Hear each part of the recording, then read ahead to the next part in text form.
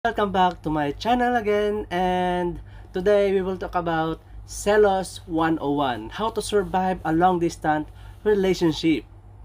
So, alam mo yung LDR life, yung tipong good morning love, tapos scene ng 3 oras or 3 hours ago. Calm down bes, baka natulog lang siya or nag-ML. Anyway, let's talk about how to deal with jealousy and insecurities sa long-distance relationship. So, let's be real. So, selos, normal lang yan. Pero kung every 5 minutes, chine-check mo kung online siya sa messenger, girl, hindi na love yan. Detective work na yan. Remember, LDR is not just about distance. It's about trust and chill. Kasi kung wala kang tiwala, kahit kapitbahay mo lang yan, mag-aaway pa rin kayo. Tips with humor. So, paano nga ba i-handle tong selos level mo? So, meron akong 3 i-share. Communicate, huwag mag-away. Huwag agad sino kausap mo. I-try mo yung, hey, I miss you, are you busy? Mas cute, less war, di ba? So, number 2, tiwala.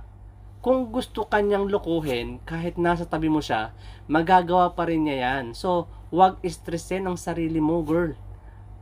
Pangatlo, have your own life.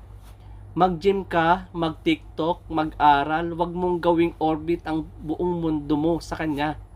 Let's be real. So, ito yung real to ka. It's okay to feel jealous, pero huwag mong hayaan na selos ang magpatakbo ng relationship mo.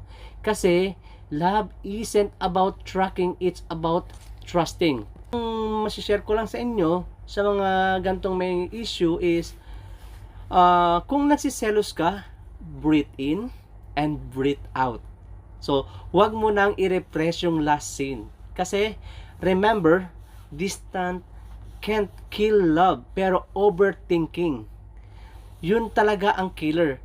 Kasi, kaya dapat, relax lang, trust, and don't forget, magpaka-busy ka rin sa sarili mong glow up. Okay?